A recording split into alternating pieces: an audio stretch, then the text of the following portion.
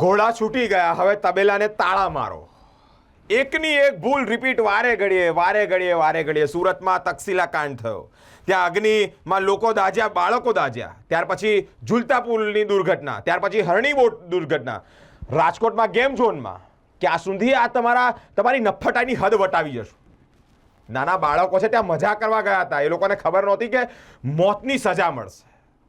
અધિકારીઓ ઘટના સ્થળે પહોંચે છે તો એમને ખુરશીઓ મૂકવામાં આવે છે. અરે હજી તો શરમ કરો. મંત્રી કુંવરજી બાવળિયાનું નિવેદન સામે આવ્યું, કહી રહ્યા છે કે દુર્ઘટના છે, તપાસ કરીશું. ક્યારે તપાસ કરશો? એ કેવળ જે આગમાં બુઝાઈ ગયા એમના પરિવારજનો નહીં, આખી ગુજરાતની જનતા તમારી પાસે જવાબ માંગે છે. પુરુષોત્તમ રૂપાલા કહે છે કડકમાં કડક કાર્યવાહી કરીશું, પણ ક્યારે કરશો? કોઈના ઘરના લાલ બુઝાઈ ગયા, કોઈના ઘરનો દીવો અંધકાર છવાઈ ગયો, પછી હવે દુર્ઘટના કરશો તમે? નિર્દોષ બાળકો એક કક્ષાએ મરી ગયા, એક કક્ષાએ બળી ગયા. ડીએનએ તપાસ કરવામાં પણ 24 થી 48 કલાક જોઈએ છે. નફટાઈની હદ. માનવતા મરી પરવારી. તંત્ર જાગે, અધિકારીઓ જાગે, જાડી ચામડીઓના અધિકારીઓ જાગે. હજુ કેટલા નિર્દોષ બાળકોના જીવ લેશો?